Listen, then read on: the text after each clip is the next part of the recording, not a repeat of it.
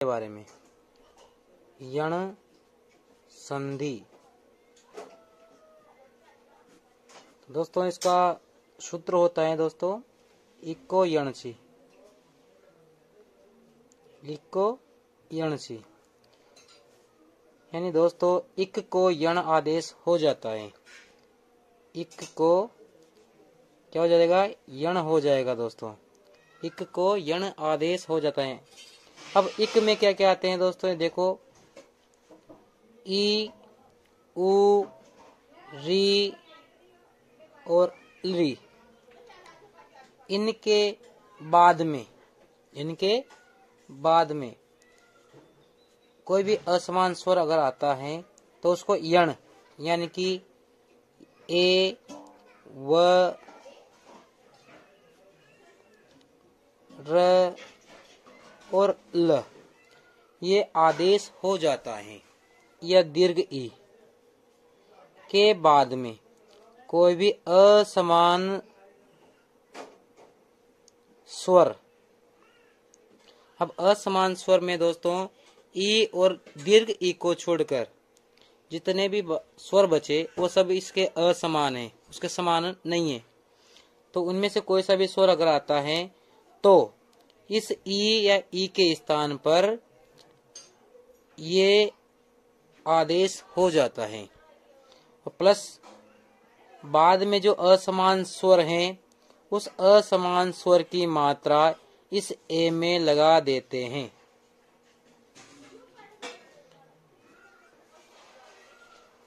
दूसरा देखिए दोस्तों, उ, दीर्घ उ के बाद में कोई भी असमान स्वर अगर आता है तो उ या दीर्घ उ के स्थान पर व हो जाता है। और बाद में जो असमान स्वर हैं उसकी मात्रा व में लगा देते हैं। उसकी मात्रा व में लगा देते हैं। ऐसे ही री या दीर्घ री के बाद में कोई भी असमान स्वर आता है तो री या दीर्घ री के स्थान पर र आदेश हो जाता है। और बाद में जो असमान स्वर हैं उसकी मात्रा इस र में लगा देते हैं। इसके अलावा ली के बाद में कोई भी असमान स्वर, क्योंकि दोस्तों इसका दीर्घ नहीं होता है, तो असमान स्वर अगर आता है तो ली के स्थान पर ल आदेश हो जाता है। और बाद में जो असमान स्वर हैं उसकी मात्रा ल में लगा देते हैं। तो दोस्तों यहाँ पे एक और बात समझने योग्य है, वो यह है कि जो ई और ई को छोड़कर जो अपने संस्कृत में 13 स्वर होते हैं दोस्तों, उनमें ई को छोड़कर जो 11 बचे वो सब इस ई के असमान हैं। ऐसे उ को छोड़कर जो 11 शेष रह गए वो सभी इस उ के असमान हैं। ऐसे री दीर्घ री के को छोड़कर जो 11 बचे वो सब इसके असमान स्वर हैं। और ली के बाद में कोई भी अगर असमान स्वर आ जाए, क्योंकि ली तो एक ही है, इसके बाद में कोई भी असमान स्वर आता है तो वो भी, यानी इसके बाद में 12 स्वर इनको छोड़कर, ली को छोड़कर जो 12 स्वर है अगर आते हैं तो ये असमान स्वर है इसके। अब दोस्तों इसके कुछ उदाहरण भी देख लेते हैं ताकि आपको स्पष्ट रूप से समझ में आ जाए। तो दोस्तों आपके सामने लिख रहा हूं मैं यदि प्लस अपि, यदि धन अपि। अब देखिए दोस्तों यहाँ पर जो पूर्व पद हैं उसमें अंतिम जो वर्ण है, अंतिम वर्ण जो है वो है दोस्तों ई। और बाद में जो अपि है उसका प्रथम वर्ण जो है दोस्तों वो है अ। तो यहाँ पर दोस्तों ई इसके बाद में अ, यह संयोग प्राप्त हो रहा है दोस्तों। अब ई के बाद में कोई भी असमान स्वर है अ, तो इस ई के स्थान पर दोस्तों ये हो जाएगा। और बाद में जो अ है दोस्तों, जब हम इसको इससे मिलाएंगे तो इसके ये हलंत हट जाएगा, यानी यहाँ पर ए पूरा हो जाएगा। इसी को हम इधर देखते हैं तो यहाँ पे अपने पास लगाया यद प्लस ई प्लस इधर पी, इधर वही यद प्लस ए प्लस पी, यद ए और पी, ये स्थिति दोस्तों हमारे सामने बनती है।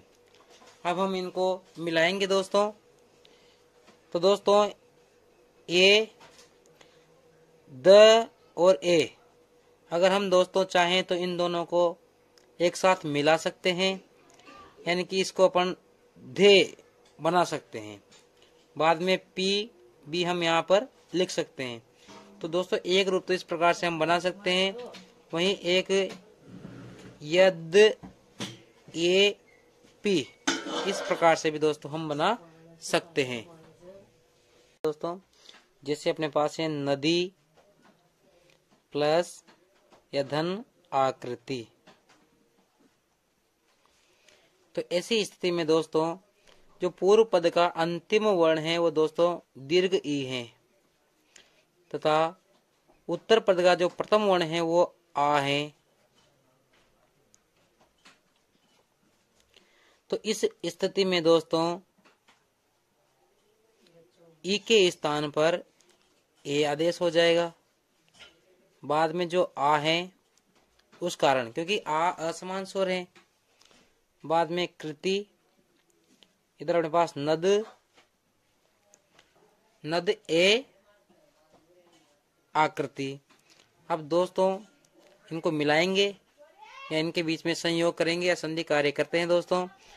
तो नद ए, तो दोस्तों मैंने अभी आपको बताया था कि द और ए को मिलाकर धे बना सकते हैं, तो ये न दे, और इस आ की मात्रा इसमें लगाने के बाद में आ की मात्रा लग गई और बाद में हो गया अपने पास कृति, तो ये बन जाएगा अपने पास नद्याकृति।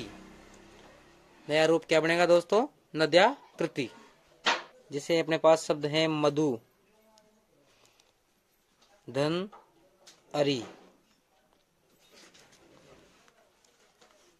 अब यहाँ पे पूर्व पद का अंतिम जो वर्ण आ रहा है, यानी जिसकी ध्वनि आ रही है, वो है उ।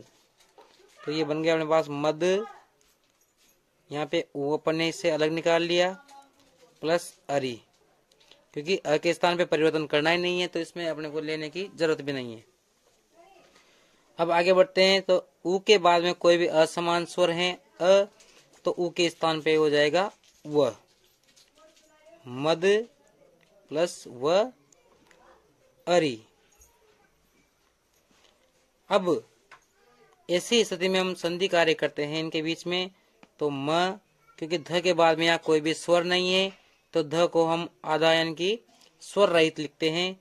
बाद में है व के बाद में अपने पास यहाँ पे है अ, तो इस अ की मात्रा लगने के बाद में इसके हलंत नहीं लगाएंगे और बन गया अपने पास री, तो ये बन गया अपने पास मधवरी। दोस्तों अगर विसर्ग लग रहा है तो विसर्ग सबके साथ में लगा दें। वधु प्लस आदेश, वधु धन आदेश। अब अपने पास पूर्व पद का जो अंतिम वर्ण जिसकी ध्वनि आ रही है वो है उ, धन, इधर अपने पास आदेश, उत्तर पद में यहाँ पे अपने पास वद, वद उ धन आदेश। उ के बाद में कोई भी असमान स्वर अपने पास आ है तो उ के स्थान पे हो जाएगा व प्लस धन आदेश वद। अब इनको हम संधि कार्य कर देंगे तो व, ध के बाद में कोई स्वर नहीं है तो ध आधा यानी ये स्वर रहित, व के बाद में आ है तो आ की मात्रा लगा देंगे और देश, वदवादेश। इस प्रकार से हमारे सामने ये रूप बन के आ जाएगा। जैसे एक शब्द है अपने पास धात्री, धन अंश, धात्री धन अंश। अब यहाँ पे जो पूर्व पद है उसका अंतिम वर्ण दोस्तों री है, और बाद में उत्तर पद का प्रथम जो वर्ण है वो अंग है।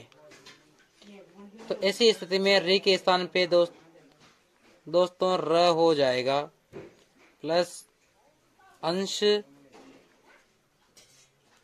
इधर धात। आगे बढ़ते हैं, धात अंश मिलाएंगे तो दोस्तों त और र दोनों मिलकर त्र हो जाते हैं। तो ये बन जाएगा धात्रन, अंक की मात्रा लगाएं, धात्रंश, धात्रंश। इस प्रकार से धात्री प्लस अंश का धात्रंश प्लस आकृति। द्रि के बाद में कोई असमान स्वर है तो द्रि के स्थान पे दोस्तों हो जाएगा ल। बाद वाले स्वर की मात्रा लगाएंगे तो अपने पास बन जाएगा द्रि, ल में आ की मात्रा लगाते ला कृति। क्या बन जाएगा? ला कृति। तो यहाँ पे समझने योग्य बात इस संधि में यह है कि अगर ए व यर से पहले कोई स्वर रहित वर्ण यानी आधा वर्ण मिले, स्वर रहित वर्ण यानी आधा वर्ण मिले, तो वहां पर अधिकांशतः यण संधि ही होगी। जैसे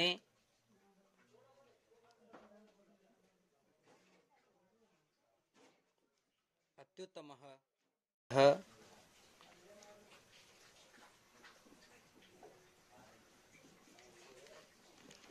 पित्राज्ञा। अब यहाँ पे अगर आप किसी कंपटीशन की तैयारी कर रहे हैं या फिर परीक्षा में आता है कि संधि विच्छेद करो, तो यहाँ पे देखिए कि ये जो ए है इससे पहले आधा वर्ण यानी स्वर रहित वर्ण आ रहा है दोस्तों त। ऐसे ही यहाँ पर व के पहले न आधा वर्ण यानी कि स्वर रहित वर्ण आ रहा है।